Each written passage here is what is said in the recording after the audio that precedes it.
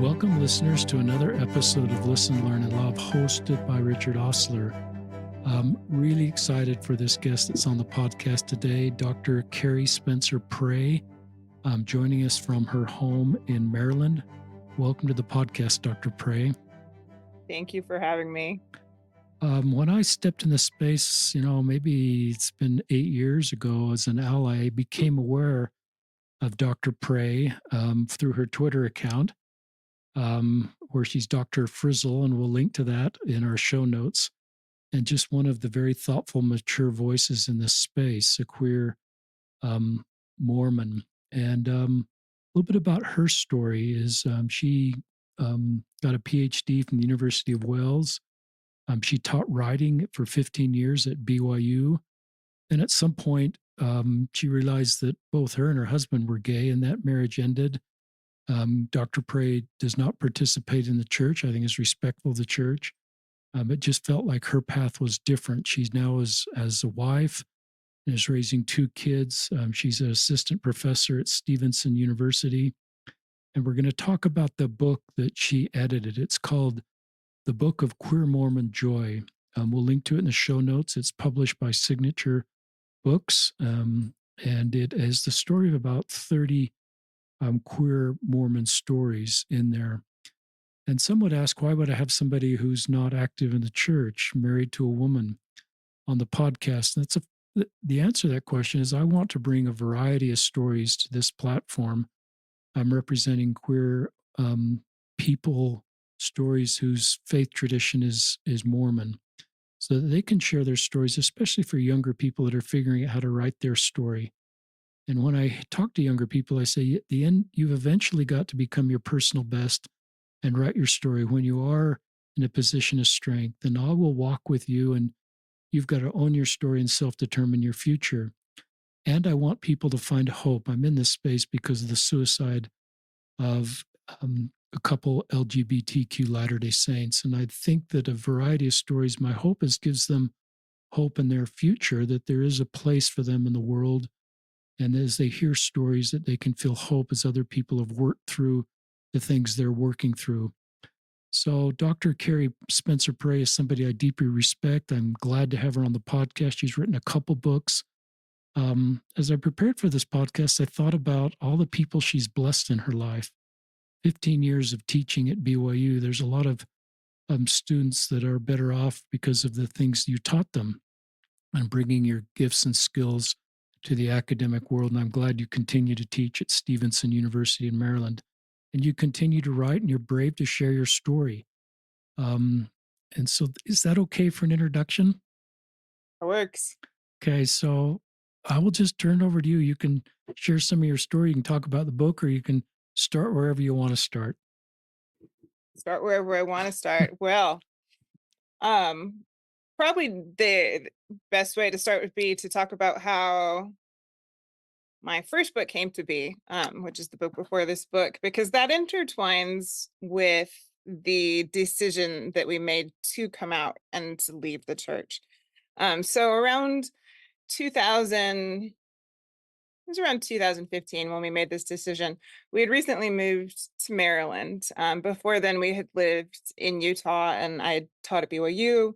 And we moved to Maryland partly because that's just where my husband at the time got a job, and it was partly for some various medical reasons. And so we didn't really know anybody here. I got a job teaching at Stevenson. And for the first time in our life, being away from Utah, being away from the epicenter of a world where I was employed by the church and our life was completely surrounded by the church, we realized that we could actually come out. It was possible. Before then, it had seemed utterly impossible. And it was something we were starting to think about because life was getting increasingly difficult to live. When you're trying to live within these strict confines that they're not really created for you. The rules of the church and the structures of the church don't really have a place for queer people. They're not really designed for queer people. And you are trying to fit and you don't fit. And we'd done the best we could. I think at that point we'd been married 14 years, 15 years, quite a while, my husband and I. And we're both gay, and we didn't know that we were gay when we got married. You're so young, and all I really knew was that he was the first man that didn't really terrify me, and he kind of felt the same about me, where I was the first woman that didn't really terrify him, and we thought we could probably make something work, and we did. We had a good marriage and a good friendship in a lot of ways. It was probably more like a friendship than most other people's marriage, really, because that's what it was ultimately. So the decision to come out was when we were making together. It was when we had time to think about what the ramifications were and what the logistics would be, how we would do it with the family, like what would the post coming out situation be like? What would we get divorced? Would we how would we do that? It was strange to think through those logistics 'cause we didn't have models. In fact, one of the reasons I was so glad that Carol Lynn Pearson agreed to write the foreword to my book was she was one of the very few people I had known in the church who had written anything about this. And one thing I had known about it was that she had lived with her gay ex-husband after they were divorced. And that was something I knew and had thought about. That in combination with sort of this vague idea of my Mormon polygamous ancestors, because it seemed strange to me that I would split up from my husband for no reason other than that everybody was gay, but that also we knew that this was not really a workable marriage, for very fundamental reasons. We'd gotten into it with the best of intentions and with the highest levels of faith. But it wasn't going to work no matter how much faith you have. You can't make yourself not gay. You can't change these fundamental parts of your nature. And trying was just making everybody deeply sad. It was making life very difficult. It was making life almost impossible to live. There was a lot of suicidality that was encroaching on a lot of aspects of our life that were very hard to deal with. And so we were trying to figure out what to do. And so we went looking for stories. Um, and part of the problem was we couldn't find any. There weren't any stories to find. And I looked everywhere. There was a couple stories about a couple gay men out there I found, but I couldn't find anything about women, no matter where that I looked. And I knew one lesbian in the entire world who I was able to reach out to, and she wasn't Mormon, but it was literally one person in the whole world. And I reached out to her and I was like, I just need somebody I could talk to. Like, do you know any Mormon women who might be in a situation I could talk to about? And she gave me one or two names, and she also said, "And have you heard of this organization called Affirmation?" And I hadn't really, or I'd vaguely heard of one that was like doing conversion therapy, and she's like, "Oh no, that's not them. That's somebody else." And so I looked up Affirmation, and there was happening to be like a conference that was going to be in Pennsylvania, which is close to where I lived in Maryland, that was coming up. And so I went to that. And there at that conference, I met Jen Lee Smith, who ended up being the co-editor for the first book that I did, this the I Spoke to You with Silence. Um, and we bonded immediately for many reasons, among them the fact that we both have an extremely useless master's degree just because we had a crush on a woman at the time. Like, she had a crush on a woman and got this very useless master's degree that she has never used. I have this extremely useless master's degree in like Middle Old English. I don't use it ever almost because I just had a crush on a woman and now I speak Middle English. It happens to a lot of people apparently. We bonded and we had talked about how this was a problem. There just weren't any stories. And she says, I've been trying to collect some. I've been trying to gather some. I feel like there needs to be an archive. I've been wanting to do interviews or something. Jen is a filmmaker by trade. And she had wanted to try to do some sort of project, collect stories somehow. And she eventually ended up recruiting me to help gather the stories and put them into some sort of form where we could make them available. So that's how the first book that we put together came out, and it was I Spoke to You with Silence. It was published by the University of Utah Press in 2022. It was one of the very first collections of its kind, and we focused on voices of women, trans Mormons, intersex Mormons, all of the voices that just didn't exist, that there were no stories about them. Um, and one of the things that happened when we published this book was there was two things that were very important to us when we published the book, and one was that we tell and really like focus on all of these voices that had not had any chance to be heard, that we give them a voice. And the other thing that was important was we just tell the truth as it was. But the problem with the truth as it was that it was very heavy. And the truth as it was truth that was being defined by other people, truth being defined by the church. Like, this is people trying to live rules that were not made for them. And so these stories were very heavy, and there was a sadness. And there was, I had a, we dedicated the book to a friend of ours who died by suicide. And I had a really hard moment after the book came out because we had another friend that also died.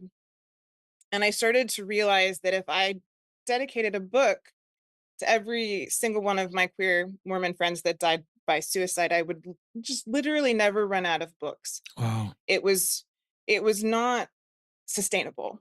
And the problem with it was that it was we were not in control of the story. And there was something that was so heavy about that that I couldn't leave it like that. It couldn't left. And it felt very it was very heavy, and there was something that sort of broke, I think, both me and Jen when we published the book. It was very difficult to cope with. And right around the time that the book came out, Barbara Jones Brown was taking over as director of Signature, and she contacted me. She didn't actually know that the first book was coming out. And she says, I want to put together a collection of stories by queer Mormons, and I think that you should do this. I don't know how she thought that I might be able to do something like that, because it was funny because I already had, and I don't she didn't know that I already had. But anyway, divine intervention. And I talked to Jen about it, and Jen, who's a filmmaker by trade, was like, I don't think that I can. It's a lot. It's too heavy. And that made sense to me too, because I didn't know if I could either. Like, it was something that felt very spiritually devastating to do. And I thought about it for a while. And finally I went back to Barbara and I said, I can do it, but it has to be a collection that creates something new. We can't let this be a collection of stories that's dictated by other people. This is one that we have to create the thing. We have to make it exist. We have to let there be a story of joy, because I know that joy is possible, and I know that my life is joyful, and I know that I have this beautiful, wonderful life. And the secret to my beautiful, wonderful life is I had to let go of everything that everybody else had ever taught me. Every rule that somebody said that I had to follow, everything that people had to say that I had to do, I had to not listen to any of it. It was one of the biggest acts of faith that I've ever had to do as a person on the earth, was to listen to all of it and decide, no, I'm going instead to believe that I am a person that was created to have joy, no matter what everybody else has said. I'm worthy of happiness. I'm worthy of joy. I'm worthy of having a beautiful and wonderful life. And so we went out and we looked for stories of joy, and we found them because queer people are always living lives of joy. Like, it's it's part of being queer is to live in a world that has no room for you, and a world that says you shouldn't exist, and a world that says you should be ashamed of who you are, that there's something wrong with you, and then to choose to believe that you are fearfully and wonderfully created anyway, to believe that you're made in God's image anyway, and to believe that you are worthy and wonderful anyway. Joy is an act of resistance and defiance, and it's an act of faith and hope. And so that's really what the collection of stories is doing. I think active Mormons might find some of the stories a little bit of a challenge. we we didn't put certain limits on the authors. Like, not all of the authors are have the friendliest feelings toward the church. Some of the authors are still in the church. There's stories from authors that are active Mormons. There's also stories from authors who are not. There's definitely stories that have swearing. There's stories that include sex. There's stories that include a great number of things. If you know that going in, I think you'll be fine. And there's nothing terribly, terribly scandalous on the page. I mean, maybe. I don't remember. It's been so long since I was an active church member. My judgment on that might not be. I always forget. I've lived on the East Coast now for how many years has it been? Coming on, I think, 10 years now. And on the East Coast, things like the F word, like, we just say that like it's good morning. Like, it doesn't even register. And then I go back to Utah and like I'm dropping F bombs and the whole room shocks and turns around and looks at me. And I'm like, oh, yeah, that's a bad word in this state. I forgot. Anyway, I'm pretty sure it's not that shocking, but there are a lot of different stories in the book, a lot of different viewpoints. And we tried to include as many as we possibly could. So there's stories by trans people, there's stories from intersex people, there's stories from bisexual people, stories from people who are polyamorous, there's stories from people who are lesbians, stories from people who are gay. There are just as many different stories as we possibly could include people who are gender fluid, people who are, I'm trying to look through the table of contents right now to see if there's anybody that I've forgotten in here. There's just a lot of different stories, and we tried to include as many as we possibly could have because we wanted to have a wide variety of experiences. Because the queer experience, you can get a very narrow idea of it in your mind, like sometimes in stereotypes, especially I think in the Mormon world, which can be a little insular, and you don't know very many people. You might have an idea that queerness is just gay people, and it looks like this stereotypical image. I mean, that may or may not be true. Like, some people do look like that, and then some others look very different. And some experiencers are ones you might not even have imagined. It's about just a different way of existing in the world, a different way of relating to people, a different way of thinking about yourself.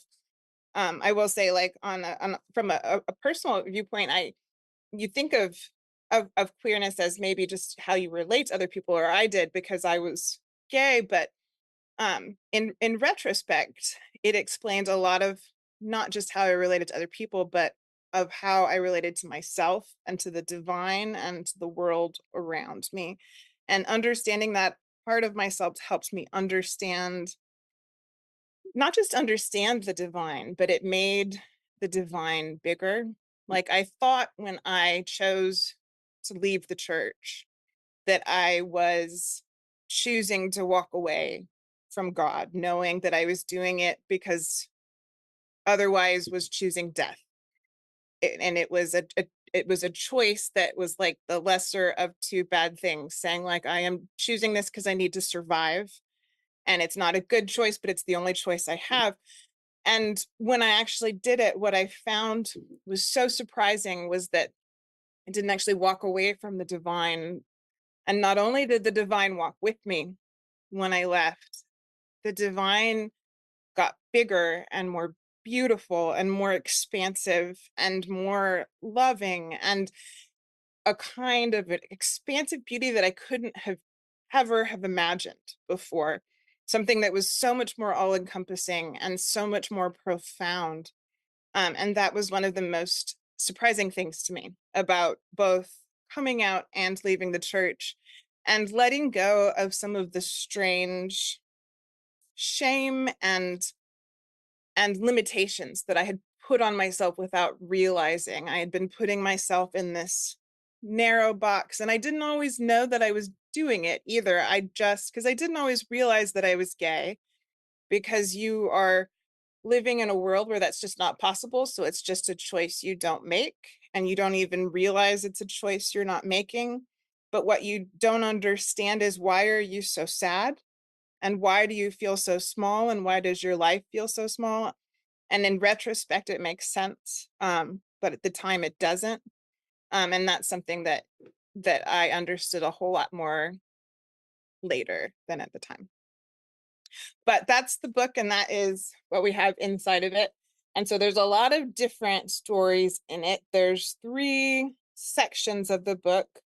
The first section of the book is, Joy is Complicated, because joy is not exactly just happiness. Joy is something that it's happiness is very simple, but joy comes after the sorrow. Joy comes after you have learned something. Joy is being free when you have been imprisoned. Like, joy is more complicated than just happy feelings. So that's the first section of the book. The second section of the book is that joy is defiance and faith. And the third section of the book is joy is gratitude for home. And we have essays by, it's about 30 different people, in each one of those sections. And I think they're very good personally, and people should read them. Thank you, Dr. Prey, for you just sharing a little bit about your own story and as well as the book. Every time listeners that a queer person shares their story, my heart just kind of recognizes the courage it takes. And maybe you've done this enough, you don't feel like that, but to talk openly about, being gay and being in a mixed orientation marriage and making that marriage work and then realizing it's not going to work and realizing the church isn't going to be your path forward and you've got to sort of reconstruct, deconstruct your entire life, what you hoped it would be, to something different. Is I'm glad you're live, and I'm glad you're, have your wife and you're a mother and you're professionally very accomplished and doing good things. So I'm grateful for you, and I'm grateful that you've been able to navigate this road. And um, I'm glad that queer stories exist, because I like that you mentioned that you needed stories there to give you, feel like you're not alone and to give you vision for your future. And that's why I think that the book you've talked about, well, actually, listeners, link to this book, the book of Queer Mormon Joy, as well as the book you reference. I, I spoken to you with silence, your earlier book, because it sounds like a terrific book. Um, and I'm grateful for Barbara Jones Brown, somebody I really admire, for her asking you to write this book and her intuition, knowing that this book is needed in our broad community. Um, and I'm grateful for her book, Vengeance is Mine. She's been on the podcast and talked about that book, and I really admire her work. You said some things that, I love. I'm worthy of happiness and joy. Listeners, it's my feeling that, the God I believe in wants us to find happiness and joy. And I'm comfortable that people can find happiness and joy, for some in our church and some outside of our church and some never in our church. And that's the God I believe in. And so I just like this idea of hear him and write your own story and own your own story. I think that takes the shame out of the equation, and you really feel I'm self-determining when my hopefully not out of reaction or not out of anger and pain, but out of being very intentional and thoughtful about your story. talk to those that are just in, if it's okay if I ask you some questions, and if anything I said doesn't quite feel like consistent with your feelings, please share your thoughts. But talk about, there's lots of people I meet or podcasts of people that are their marriage is ending like yours did because one or the other is queer. And um, they they want to have hope in their future. Lots of times they want to stay friends with their former spouse and co-parent and not, and so what advice would you, and this is general because every story is different, as you know, but Yeah. I'm sure you've had lots of these conversations. What advice would you give to listeners they're kind of at the point where they know their marriage is ending, but they just kind of want to do the best they can going forward? I mean, every story is very different, is one thing that I've learned, and you do the best you can with the story that you have, and some stories are more difficult than others, and some have a more contention in them than others, and there's only so much you can do. But for me, one of the most wonderful things about queerness in particular is that you don't actually have to follow the example of anybody that you don't want to. You don't have to follow a traditional divorce story if you don't want to. You don't have to do anything that you don't want to. My ex-husband actually never did move out of the house. He moved down into an apartment. So we have a he calls it the garden level. I like to tell people that I keep my ex-husband in the basement. But he has an apartment down and he has his own entrance and comes and goes, and we really don't see him that much, and we're friendly, but like um but we but he didn't actually ever really like move out.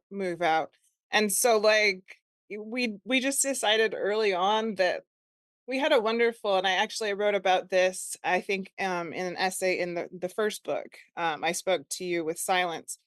We had a family therapist who helped us at the time, and she said, "You don't actually have to do anything that you don't wanna do. If you don't wanna have a contentious divorce, you don't have to.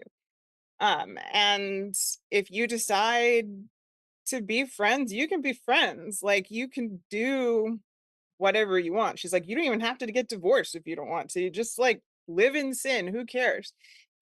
She's like, "You're already gay, just, like, do whatever." And we were like, "Fair, okay, true."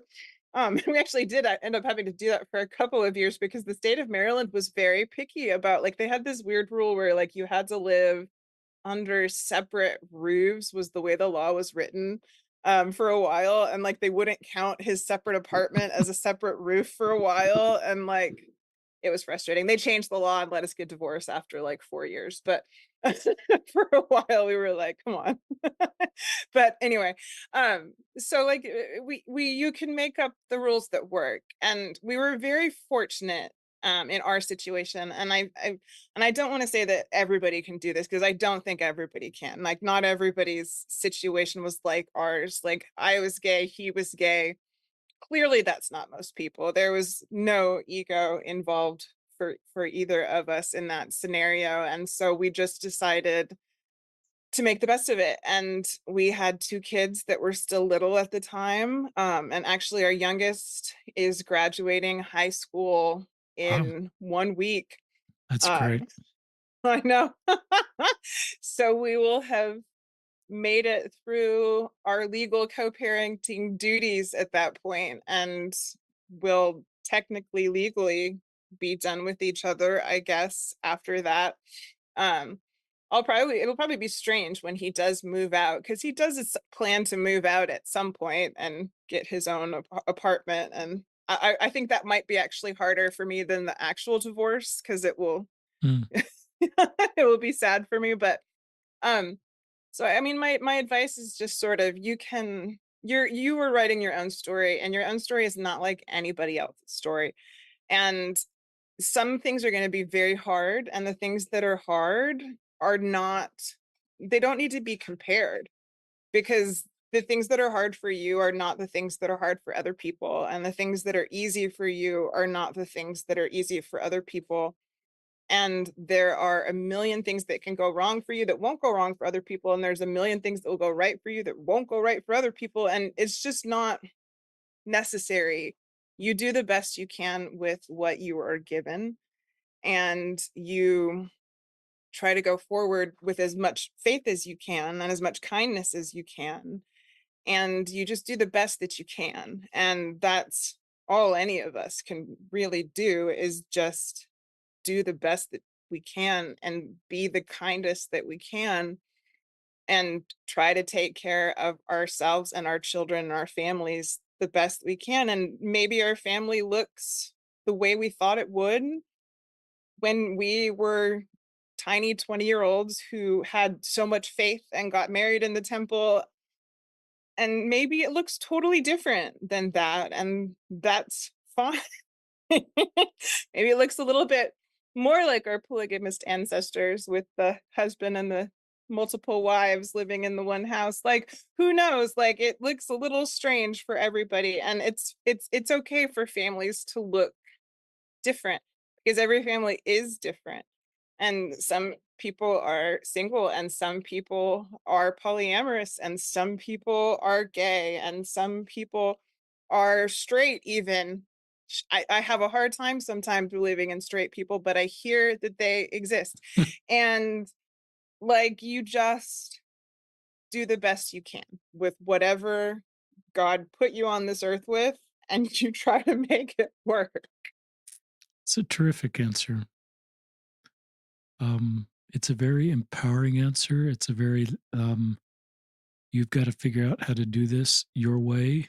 Um, and it's kind of a thinking outside the box on how that works for each, listening and is considering their path forward. And that God will walk with you in some way. And, He is, you know, bigger than the box you may be putting yourself in at this point, to paraphrase some of the things you're sharing. And I feel pretty comfortable with that, listeners, because I just think at the end of the day, um, I remember going to Gather, and one of the speakers, a queer Latter Day Saint woman, who said, "At the end of the day, everybody that's telling me to live my life is going to be gone. At Judgment Day, it's just going to be me and Jesus." And I never really thought about that, Dr. Prey, and it sort of helped me to say, my job is not prescriptive as much as supportive, and to give people a foundation to make really thoughtful, educated, informed decisions and really own their own story. And then just walk with them and leave any judgment to our Savior and his perfect understanding. And it's kind of relieving for me to just get to the point where I'm not looking at who's in the church or who's out, or, there needs to be boundaries if there's a toxic relationship or an unhealthy situation. But obviously, that's not part of your story. So here's another question that I'm sure you've answered many times. Talk to younger people that are listening, queer Latter day Saints in their teens and 20s, that haven't really come to these forks in the road, so to speak, the forks they could choose, like a mixed orientation marriage, a same sex marriage, or celibacy. They kind of know that's coming for them, and they want, what advice would you give to that group of listeners? I would actually give advice to a broader group of Okay. listeners, because when I was that age, I didn't know that I was in that group. Okay. It hadn't occurred to me. I just was focused on following the commandments and doing the right thing, and I always thought I was just, very righteous, and just didn't happen to be overcome by my temptations for some strange reason. It was just easy. And I just was focused on getting married in the temple and keeping the commandments. And it literally, even after I was married, didn't occur to me that I might be gay. There were a couple of times it probably should have. And there was a couple of the times, and I think part of this was when I grew up, which was like in the 90s. And I definitely had the thought that, like, if bisexuality existed, I probably would be bisexual. But it didn't exist, and I have been attracted to men before, so, I must be straight, because that was the only option, which is funny looking in hindsight. But I didn't realize that I was in that group at the time. So like what advice would I give people? And I think the advice that I would give is not to close off worlds to yourself without realizing what you're doing. Like not to say that I think that I thought when I was younger that it was possible to make all of the right choices. And if you make all of the right choices and you never sin and you never do anything that's quote unquote bad, you never make a wrong choice, that nothing bad is going to happen to you, that you're not gonna have struggles. And if you had interrogated me at the time when I thought this, I would have told you, of course, bad things will happen to you, but you'll get through them with faith or something. But I would have also been like, but no, but like you won't have to deal with like the weight of sin or something. And I would have thought something like queerness was a sin. You're not going to have to deal with sin. And I actually remember I had this conversation with somebody when I was deciding to go to BYU, and I remember saying like, "I'm so glad that I'm going to be at BYU, because I won't have to deal with the whole gay thing there." At the time, it was something that had been stressing me out at the time, partly because I had this habit of only ever falling in love with gay men, which in hindsight was a red flag. But at the time, and she's like, "I think, Carrie, that like gay people still might be at BYU. You should accept that." And I'm like, "It's literally against the rules." So they won't be there. It's literally against the rules. And she's like, "Well, something can be against the rules and you still might actually have to cope with it at a certain point." I don't know if she knew something I didn't knew, as she was very gently trying to explain to me that like, yes, gay people did exist, and yes, they existed even in a place like BYU. And I think what might have been helpful for me to understand is it is not possible to make every single choice the right way. It's not possible to perfection your way out of hardship. It's not possible to perfection your way into a life that is hardship free, even of things that you might consider sinful, like gayness. They will come. You are who you are, and your world is going to have to change because there's things about the ways that you're seeing it that aren't right. The word repentance in Greek, metanoeo, literally it means to change the way that you see something. Our life is a series of repentance. Teach nothing but repentance, they say. And that means to learn to re-see something. And how do you re-see something? It means you're not seeing it correctly. To repent doesn't necessarily mean that you are evil. It means that you need to learn to see it differently. And there were things I needed to learn to see differently. You can't make a list of actions and follow it strictly enough that you never have to learn to see something differently. It avoids the entire point of mortality. You have to be able to let things be messy sometimes, because life is going to be messy and your world is going to be messy, and you have to let it, because that's the only way that you learn and that's the only way that you grow. And that would be the advice that I give everybody who's young, is that you don't know what's coming, and all that you can do is try to make the choice that will have the most joyful fruit. They say you know a tree by its fruits. And the one that you look into your future and you see happiness and joyfulness, the one that makes you excited to be alive, that is the path that is going to be better for you. And the one that makes you want to die, that is not a good path. And that's the one that you have to step off of. And it will look different for everybody, and your path is your path, and it's not one that there is a prescriptive method to. I can't tell you what the right answers are gonna be. The church can't tell you what the right answers are gonna be. Nobody can tell you what the right answers are going to be. You have to find it, and it's an act of faith, and it is hard. And it's one that by the time that you do it, you will learn a lot, but it will be painful. But there is so much joy on the other end, and there's a lot to live for, and there's a lot of hope in the journey. And I'm very grateful for where I am. I'm grateful for my wife, and I'm grateful for my family, and I'm grateful for my weird little queer situation that I have ended up in that would seem so probably horrifying to 17-year-old me who went to BYU trying to find refuge away from the scary gay people. No. But my life is beautiful in ways that she didn't understand and is joyful in ways that she couldn't understand. And I'm very grateful that I learned to see differently than she did. Terrific answer. Tell us about your wife. My wife, she's in the other room. Heather, I love my wife. My wife is very good. She's I don't know what you want me to tell me about her. She's never been Mormon, and that's fun actually, because I can tell her about Mormon things and she makes very interesting faces, and I teach her the Mormon songs, and it's always fun. How long have you Um, been how long have you and Heather been married together? we got married during the pandemic.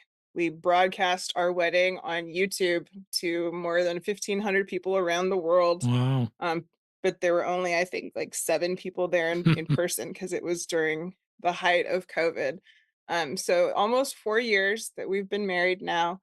We've been together for almost 8 years, I think, she and I.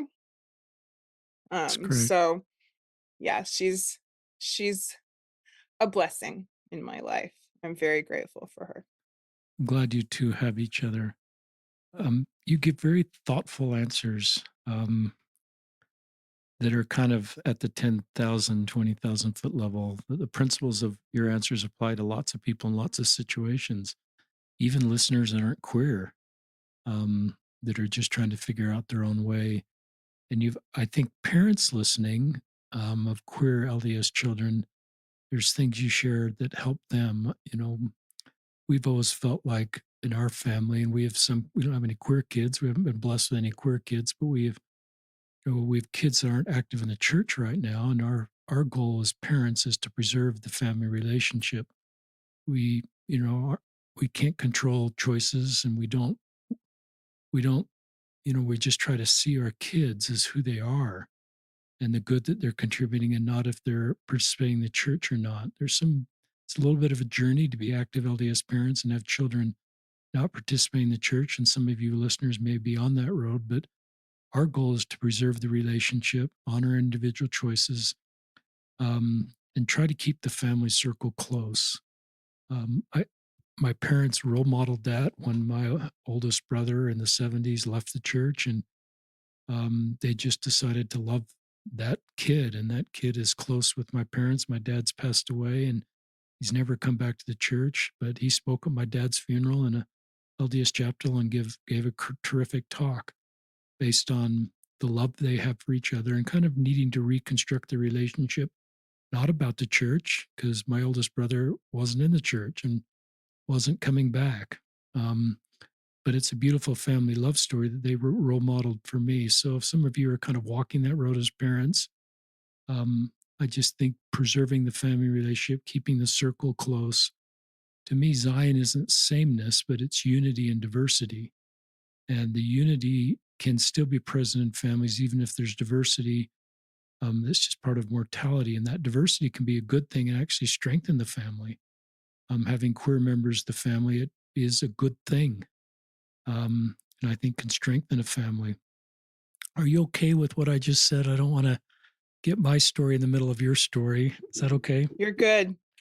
I wanted to read a quote from Brene Brown, listeners. This is a quote I don't share very often, but we've kind of talked about how some might feel suicidal, especially younger queer Latter day Saints. And this was really helpful for me to sort of understand how they may feel.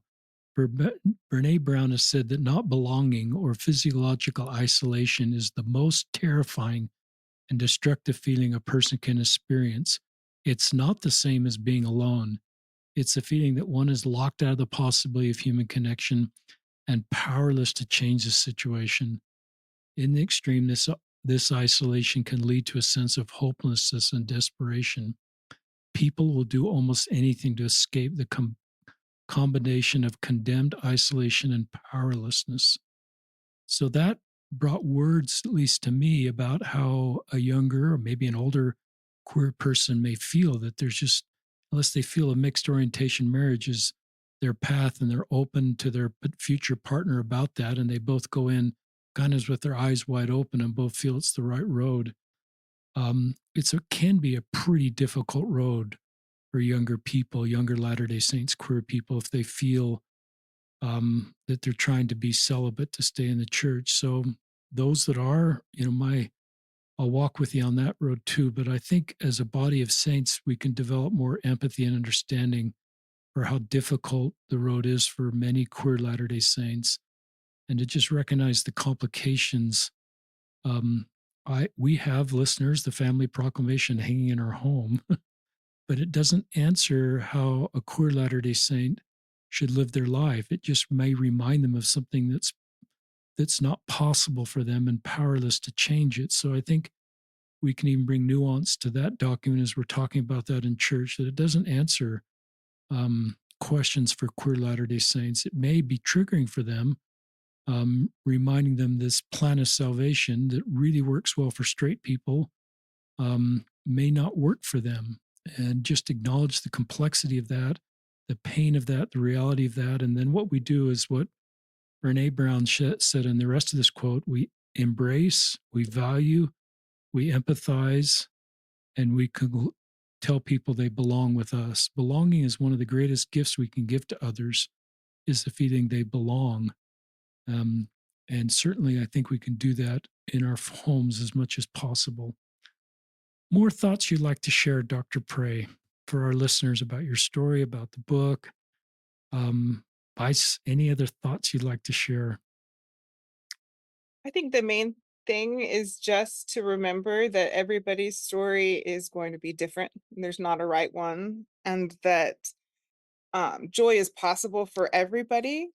But it's also one that you have to find for yourself. It's not one that you're going to find by listening to your mom or your dad or the church or anybody else. It's one that you're going to find in your own heart with your own relationship to the divine. Um, it's one that you have to walk yourself. And so if there's anything to remember, it's you can listen to all of the stories, and you should. And it's been important to me to share as many of the stories as possible, just because I know what it's like for there to have been no stories. But in the end, you have to write your own story. You were the author of your own story, and you have to decide what the plot's going to be, and that's up to you. And you can make the choices that feel the best. You can decide what goes into it, and that is the most important thing to remember. It's great. Dr. Kerry Spencer Prey, so glad to have you on the podcast. You're Dr. Frizzle on Twitter. I don't know if you want to share with our listeners the backstory of that. Um, and Right. even So and even your name on Twitter, if you want to share the backstory in that, just some trivia that listeners might be interested in. yes, so my at on Twitter is at Swilua, which is at SWILUA.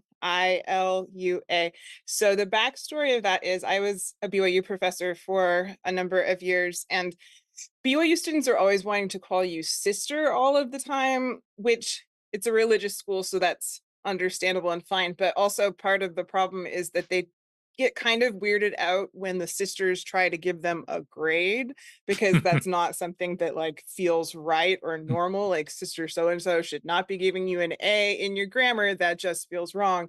And so, or a B or a B minus or something like, and so we would try to encourage them to call us not that. And so like one semester they just kept calling me sister over and over and over again. And it got a little tiresome. And so I added something to the syllabus, and it was meant to be a joke. But the problem with BYU students is they're very, very, very sincere, and they don't always realize things are jokes when they are jokes. And so what I had added to the syllabus is you can call me, Professor Spencer, you can call me Dr. Spencer, you can call me she who is like unto Aphrodite. And they didn't take it as a joke. And literally all semester they called me Professor She who is like unto Aphrodite. And it got very awkward. And so by the end of the semester, I shortened it and I said, you can call me Spalua for short, because This is getting ridiculous. And this happened to be right around when social media was invented. And so my at the time just became Swalua because it was this ridiculous inside joke that just never changed. So that's my on social media now is at Swalua. And you can find me on Twitter. You can find me on Blue Sky. On Threads and Instagram, it's at Spalua with a little underscore after it because I don't know if it didn't have enough characters or something, but they made me add an underscore. Frizzle is just because somebody said that I was like Frizzle, but in real life, or my students told me that, and then everybody on Twitter started saying that, and I was like, let's just go with it. But apparently, the catchphrase of Frizzle is make mistakes and get messy, and she has a magic school bus, and apparently that fits my whole vibe. So, you can find me all over social media with those magic little sigils, the at Swalua. Thanks for sharing a little bit of that backstory. It's terrific. And listeners, in our show notes, as I mentioned, we'll link to the book that we've talked about, the Book of Queer Mormon Joy. We'll link to Signature Book where you can buy it there, Amazon. We'll link to Dr. Pray's Twitter and Instagram. We'll also link to this prior book you mentioned. Um, and anything else I've forgotten, we'll link to that too. But thank you, Dr. Pray. I've just really enjoyed visiting with you. I love your feelings, your worthiness of happiness and joy. And that is something I believe strongly in, but you can authentically bring that to our listeners by bravely sharing your story and bringing the stories of other people forward. So thank you for all you're doing in our broad community, all you have done, and glad that you and Heather have each other. And congratulations on your youngest graduating from high school. And so, listeners, this is Dr. Prey and Richard Oster signing off on another episode of Listen, Learn, and Love.